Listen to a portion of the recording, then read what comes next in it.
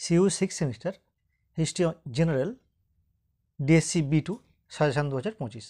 তো তোমাদের এই পেপারের মূলত যে 65 নম্বরের পরীক্ষা হবে সেক্ষেত্রে 20 নম্বরের প্রশ্ন থাকে 4টি, সেখান থেকে 2টো প্রশ্নের উত্তর করতে হয়।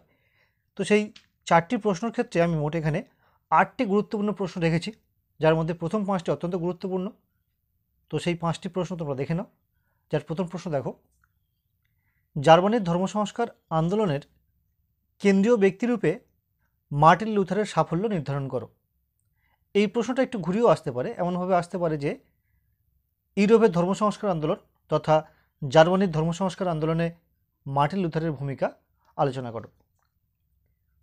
2 নম্বর প্রশ্ন দেখো, ইউরোপে মুদ্রণ বিপ্লবের তাৎপর্য ব্যাখ্যা করো।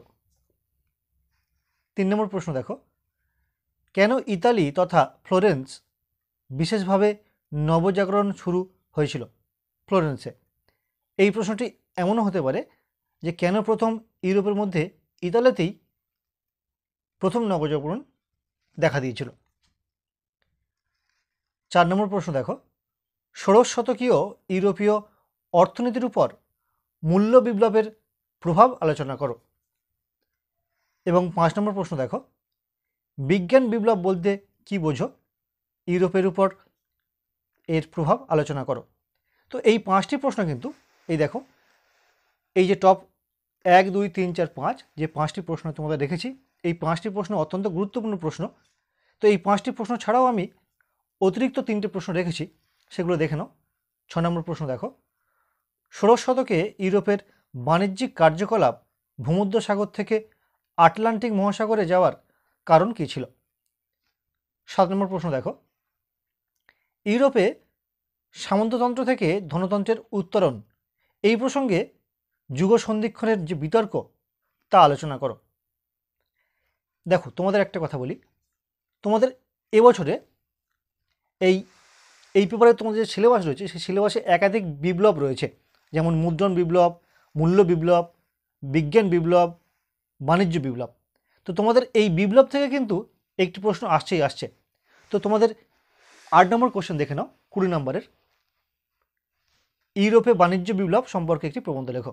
অর্থাৎ তোমাদের যে কথাটা বলছিলাম, বিপ্লব সম্বন্ধে তোমাদের কিন্তু এবছর একটি প্রশ্ন অবশ্যই আসবে।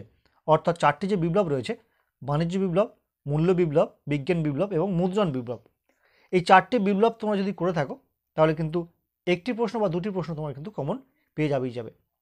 তো এই গেল 20 নম্বরের টপ 5 এবং অতিরিক্ত 3টে প্রশ্ন, মোট 8টি প্রশ্ন। এবার দেখে নেব 10 নম্বরের গুরুত্বপূর্ণ প্রশ্নগুলি।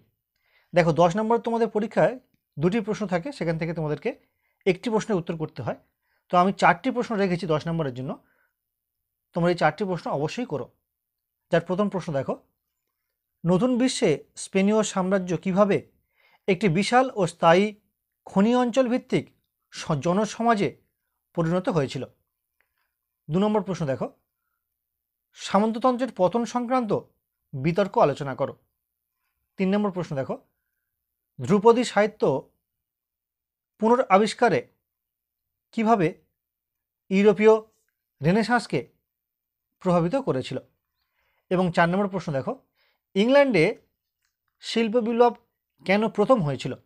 এই প্রসঙ্গে একটা কথা বলি, তোমাদের এই যে 20 নম্বরের 8টি প্রশ্ন দিয়েছি, এখান থেকেও কিন্তু তোমাদের এই 10 নম্বর প্রশ্ন আসতে পারে। তো 10 নম্বরের জন্য আমি এই 4টি প্রশ্ন গুরুত্ব সহকারে উপরের দিকে রেখেছি, তোমরা এই 4টি প্রশ্ন অবশ্যই কিন্তু তৈরি করো। এবার আসা যাক 5 নম্বরের গুরুত্বপূর্ণ প্রশ্নে। দেখো 5 নম্বরে তোমাদের 6টি প্রশ্ন থাকে, সেখান থেকে তোমাদেরকে 3টে প্রশ্ন করতে হয়। তো আমি এখানে টপ 6 কোশ্চেন রেখেছি, সঙ্গে আরও 4টি অতিরিক্ত প্রশ্ন রেখেছি।